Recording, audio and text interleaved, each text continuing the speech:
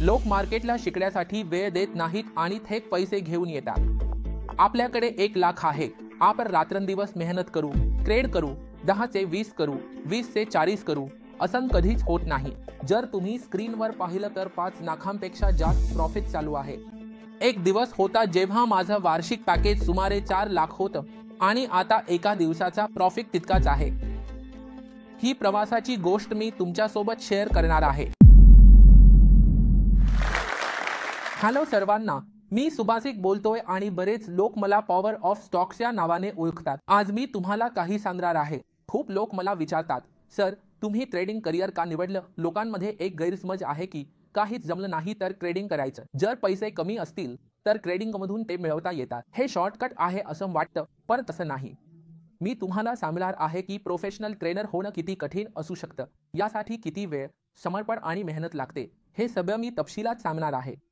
आणि आज मी तुम्हाला हेच सांगणार आहे, आणि हेच आहे पॉवर ऑफ स्टॉक्सचा खरा अर्थ। तर चला आपण व्हिडिओ सुरू करूया। जर मी तुम्हाला थोडक्यात सांगायचं झालं तर पॉवर ऑफ म्हणजे ट्रेडिंग मध्ये किती मोठं पोटेन्शियल आहे। जर मी तुम्हाला दाखवलं तर सध्या माझं काही पोझिशन चालू आहे, ज्यावरून तुम्हाला कळेल की मी ट्रेडर आहे आणि सतत ट्रेडिंग करत असतो। जर तुम्ही स्क्रीनवर पाहिलं तर 5 लाखांपेक्षा जास्त प्रॉफिट चालू आहे।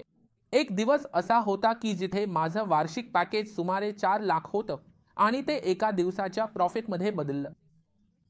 ही गोष्ट मी तुमच्यासोबत शेअर करणार आहे, जेणेकरून तुमच्याकडे एक वेगळा दृष्टिकोन राहील आणि ट्रेडिंग बद्दल थेट बोलतो। मी तुम्हाला सोबत घेऊन जातो 2014 मध्ये, जिथे माझं इंजिनिअरिंगचं शेवटचं वर्ष होतं। त्यावेळी मला ठरवायचं होतं की पुढे आयुष्यात काय करायचं, कारण माझं अकॅडमिक फारसं स्ट्रॉंग नव्हतं, 60% होते, पण हो, एक डिग्री होती माझ्याकडे। तर मी विचार करत होतो पुढे काय करू, आणि त्यावेळी माझ्या मनात गोंधळ होता, जसा तुमच्याही मनात गोंधळ असेल। त्यावेळी मी ट्रेडिंग बद्दल थोडंफार ऐकलं होतं, कुठेतरी मित्राकडून कळलं, कुठेतरी मित्रामुळे समजलं। माझ्याकडे या विषयाचा थोडाफार अंदाज होता। हे घेऊन मी घरी गेलो। नेहमीप्रमाणे नोकरी तर मिळणार नव्हती, कारण 60% मार्क्स नव्हते, म्हणून मी जाऊन पालकांना सांगितलं की मला ट्रेडिंग करायचं आहे। जेव्हा त्यांनी ट्रेडिंगचं नाव ऐकलं, सुरुवातीला ते म्हणाले ठीक आहे, पण जेव्हा त्यांनी आपल्या कुटुंबातील सदस्यांशी किंवा मित्रांशी बोललं तेव्हा सगळेच म्हणाले, ट्रेडिंग म्हणजे जुगार आहे, यात पैसे घालू नकोस, यात पाय अडकवू नकोस। मग ते लोक येऊन मला म्हणाले की ट्रेडिंग पासून थोडं दूर राहा, पण मी विचार केला, नाही, थोडं तरी ट्राय करून पाहूया, बघतो मार्केट नेमकं असतं तरी काय। तर 5000 रुपये कोर्स होता। माझ्या लक्षात आजही आहे, जेव्हा मी तिथे गेलो तेव्हा मला कळलं की प्राइस कसा दिसतो, चार्ट कसे दिसतात, इंडिकेटर कसे असतात, कारण त्याआधी मी फक्त सर्चच करत होतो। मी किती कमवू शकतो आणि स्टॉक मार्केटमधून मला महिन्याला किती पैसे मिळू शकतात, जसं तुम्ही लोक करता तसं हे सगळं मला माहितीच नव्हतं। स्टॉक मार्केट म्हणजे नेमकं काय, फक्त मला एवढंच दिसत होतं की हो, इथून शॉर्टकटने पैसे मिळू शकतात सुरुवातीच्या दिवसांत। तेव्हा मी कोर्स केला, तेव्हाही मी पहिल्यांदा पाहिलं। जेव्हा पाहिलं तेव्हा थोडंसं मला आकर्षक वाटलं, कारण मार्केटमध्ये प्राइस हलत होता। त्याचा अंदाज घेण्यासाठी काही इंडिकेटर्स आहेत, काही प्रक्रिया आहेत, या सगळ्या गोष्टी मी फॉलो करण्याचा प्रयत्न करत होतो। म्हणून मला स्टॉक मार्केट खूपच आकर्षक वाटलं, कारण आजवर मी असं कोणतंही क्षेत्र पाहिलं नव्हतं जिथे इतकं इंटरेस्टिंग वाटतं।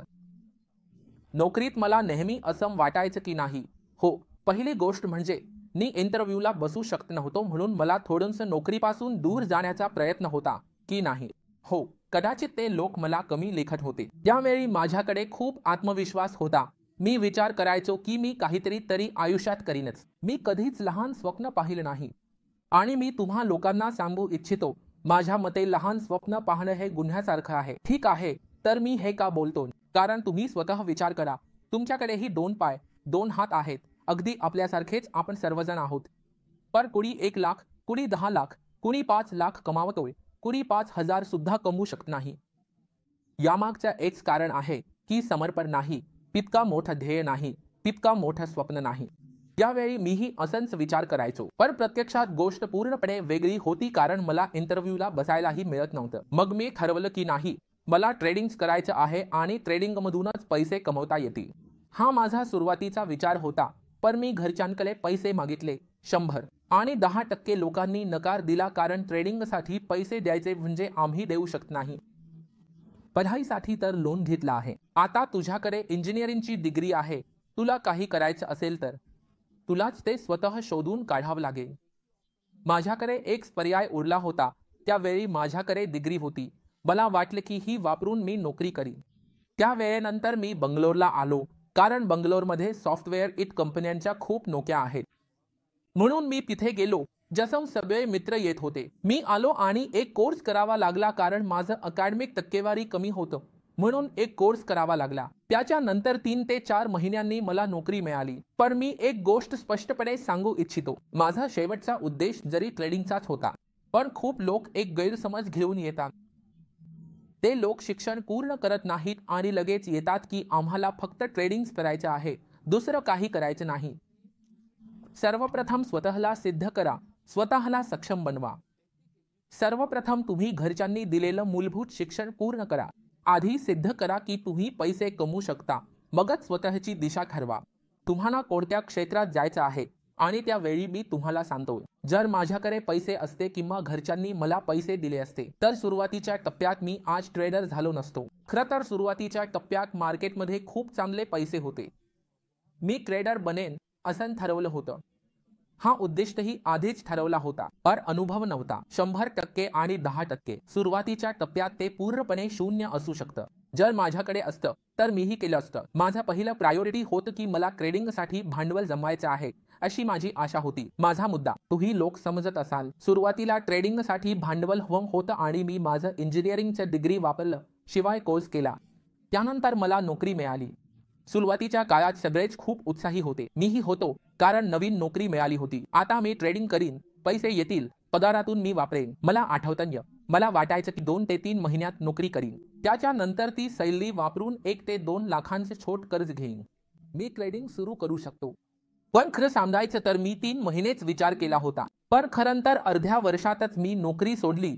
यामागचं कारण काय आहे मी तुम्हाला सांगतो. सुरुवातीच्या टप्प्यात माझ्या डोक्यात होतं की 1 महिन्याची सैलरी येईल. एक गोष्ट सांगतो, त्या दिवशी मला आठवतं, माझ्या सैलरीमध्ये बदल झाला होता. मी स्टॉक मार्केटमध्ये कॉमोडिटीत एका दिवसातच 90% भांडवल गमावलं होतं. तुम्हाला समजत असेलच. पहिली सैलरी आहे. सगळे मित्र लोक काहीतरी प्लॅन करत असतात. काय घ्यावं, फोन घ्यावा का, कुठेतरी जावं का.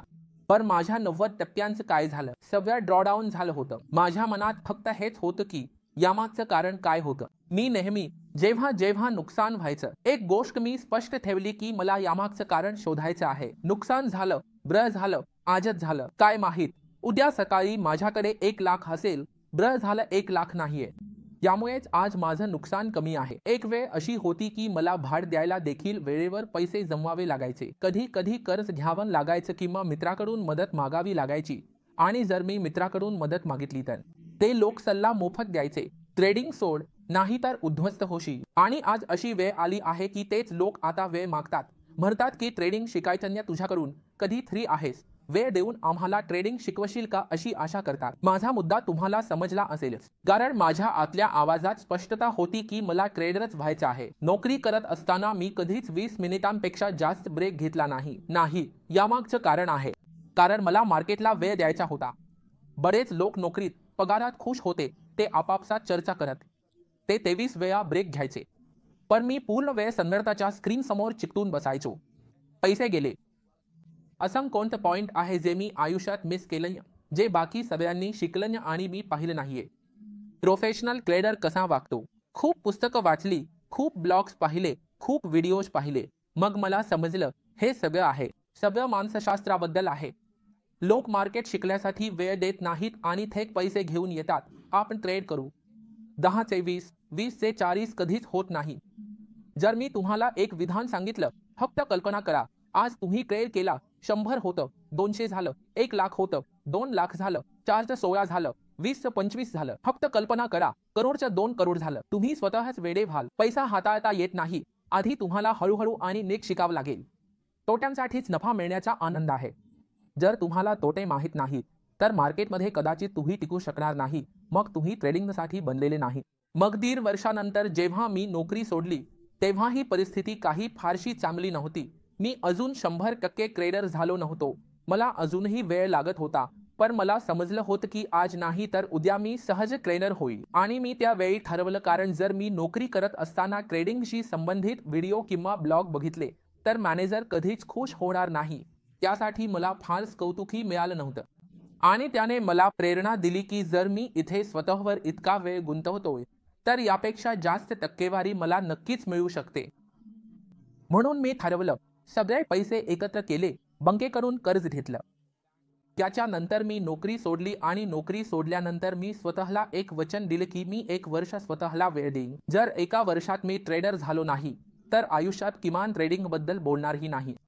आणि त्यावेळी मी नोकरी सोडण्याचं एक चांगलं कारण होतं, ते मी तुम्हाला सांगतोय। पहिली गोष्ट, त्यावेळी मलाही असं वाटायचं की हो, एक पगार येतोय, पैसे येत आहेत, आरामात आयुष्य चाललंय, पण एक टप्पा येणारच होता। मी वारंवार विचार करायचो, आज माझं वय जर 25 किंवा 26 आहे, आज मी जर काहीच केलं नाही तर नोकरी मग 40 किंवा 30 वयात खूपच कठीण होईल, कारण खूप साऱ्या जबाबदाऱ्या येतील त्यावेळी।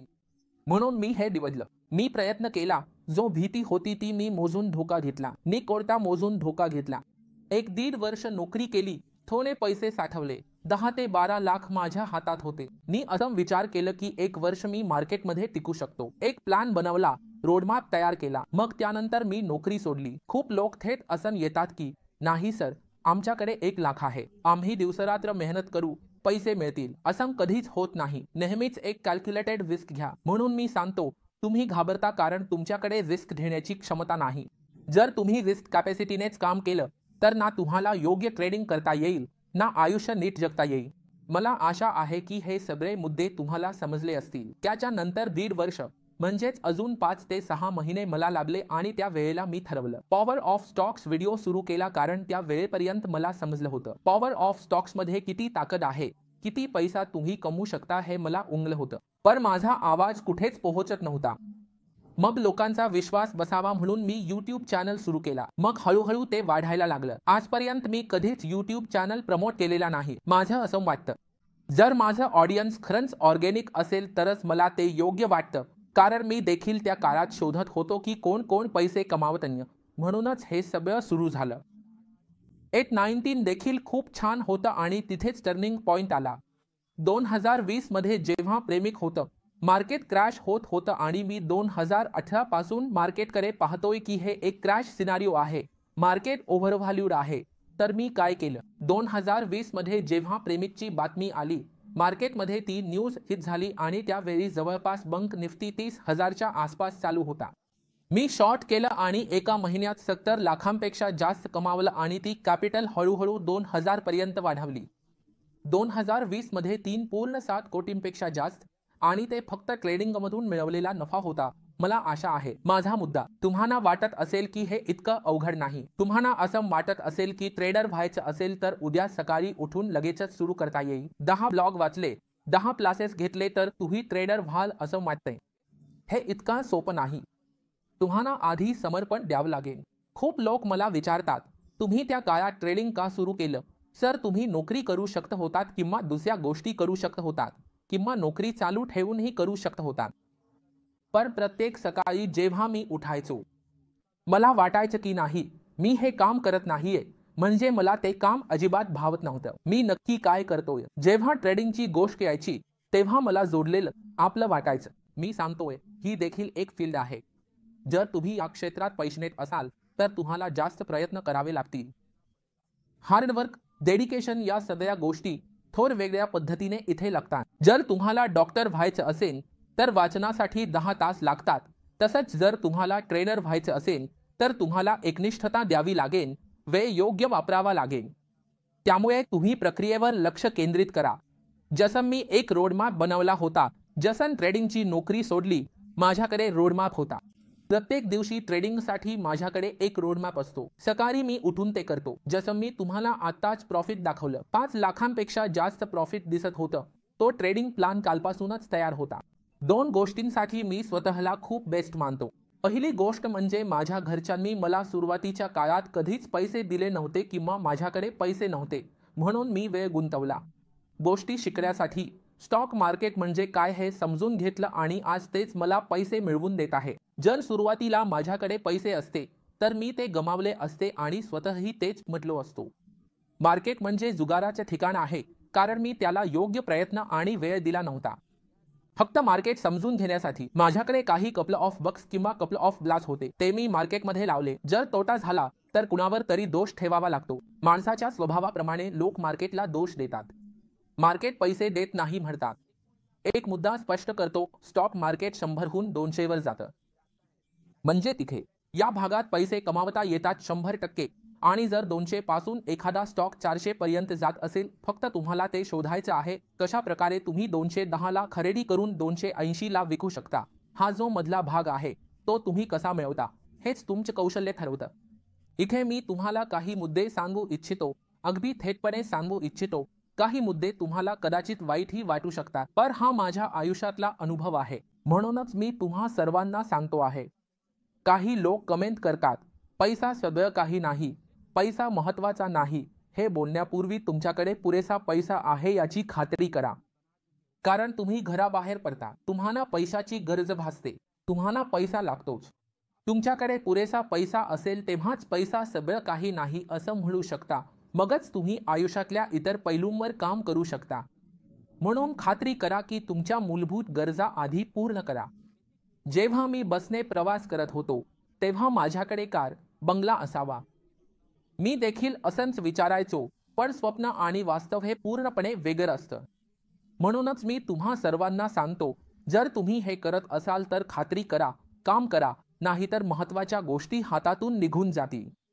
आणि तुमच्यातही कुठेतरी एक बिलियनर दडलेला असेल किंवा तुमच्याकडेही एखादा मिलियनर आयडिया असेल, फक्त तुमच्यात तो आत्मविश्वास नाही. तुम्ही स्वतःवर विश्वास ठेवा, एक पाऊल पुढे जा आणि त्यावर काम करा. मी त्या काळात असंच केलं, मेहनत घेतली. आज जर तुम्ही मला पाहत असाल, लाखोंचा नफा, लक्झरी कार पाहत असाल, तर हे एका रात्रीत घडलेलं नाही. याला वेळ लागतो. फक्त स्वप्न पाहू नका, त्यासाठी मेहनत करा. तुमचं स्वप्न वास्तवात बदलू शकतं. धन्यवाद. जर तुम्ही या स्टॉकच्या शेवटपर्यंत पोहोचला असाल तर मी तुम्हाला स्टॉक्सचा एक दुसरा रूप दाखवू इच्छितो, ज्याशी मी खूप काळापासून जोडलेलो आहे आणि मला खूपच आवडतं की ते काय करत आहेत. स्टॉक्सने एक नवीन ॲप लॉन्च केलं आहे, ज्याचं नाव आहे जोश स्किल्स. ते आता नवीन राहिलेलं नाही, बऱ्याच काळापासून आहे आणि लाखो लोक ते वापरतात. जोश स्किल्सवर तुम्ही तुमच्या आयुष्यासाठी कोर्सेस शोधू शकता. हे ते कोर्स नाहीत जे तुम्हाला फिजिक्स, केमिस्ट्री, कॉमर्स किंवा बिझनेस स्टडीज शिकवतील, तर हे ते कोर्स आहेत जे तुम्हाला आयुष्यात कसं जगावं हे शिकवतील. मी स्वतः जोश स्किल्सवर खूप सारे कोर्सेस बनवले आहेत. पब्लिक स्पीकिंगवर, इमोशनल क्रायसिस कसं हाताळावं, स्वतःची पर्सनॅलिटी कशी डेव्हलप करावी. प्रत्येक कोर्समध्ये डेली क्विझेस आहेत, एक्सरसाइजेस आहेत आणि एक खूपच सुंदर कम्युनिटी आहे जी तुम्हाला सपोर्ट करेल, तुम्हाला प्रोत्साहित करेल. आजच जोश स्किल्स ॲप डाउनलोड करा आणि त्यांचे कोर्सेस एक्सप्लोर करून तुमचं आयुष्य पुढे घ्या.